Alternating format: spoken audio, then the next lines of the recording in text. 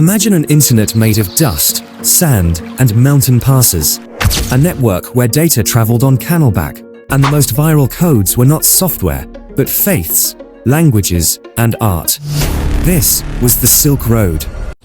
Not a single road, but a sprawling ancient web of pathways, the world's first superhighway of globalization, active for over 1,500 years.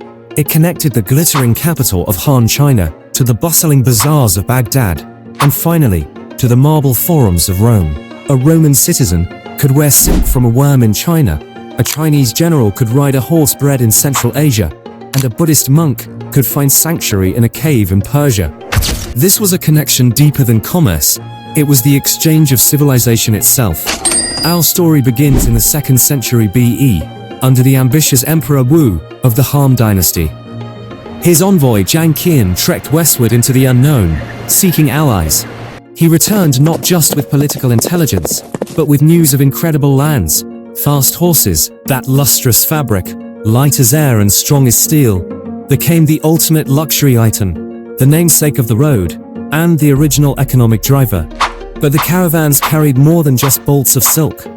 From the east came paper, a revolution in record-keeping, gunpowder, which would eventually reshape warfare, spices like cinnamon and ginger to flavor the bland diets of Europe, and from the west came glassware, gold, silver, and powerful war horses.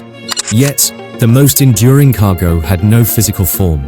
Ideas rode silently with every merchant and pilgrim. Buddhism traveled from India along those northern routes, leaving its mark in the breathtaking cave temples of Dunhuang. Nestorian Christianity found its way to China. Later, Islam flowed along these channels, transforming the cultures of Central Asia. It was a crossroad of faiths, a marketplace for philosophies. A Zoroastrian trader from Persia, a Buddhist monk from Gandhara, and a Muslim scholar from Samarkand might all share a fire under the relentless stars of the Taklamakan Desert, the Sea of Death. This was the original melting pot. Languages mixed, art forms hybridized. Greek artistic styles, carried east by Alexander the Great's legacy, influenced the Buddhist statues of Central Asia, creating the serene Greco-Buddhist art. Persian architectural designs appeared in Chinese cities. The compass, a Chinese invention, would later guide European explorers to new worlds. But this network had its firewalls. The routes were brutally dangerous. Bandits, political unrest, and the merciless geography of scorching deserts and freezing mountain passes. Cities rose and fell as oases dried up, or trade shifted.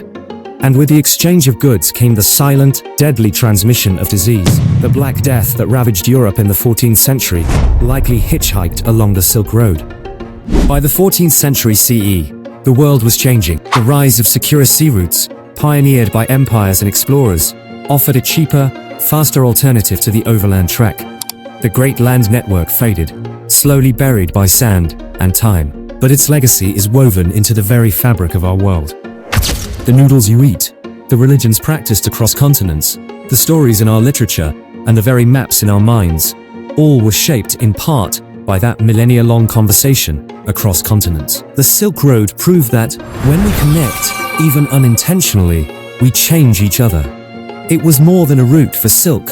It was the ancient internet, a slow, arduous, and magnificent web that first connected humanity, proving that a world linked, however fragilely, is a world transformed.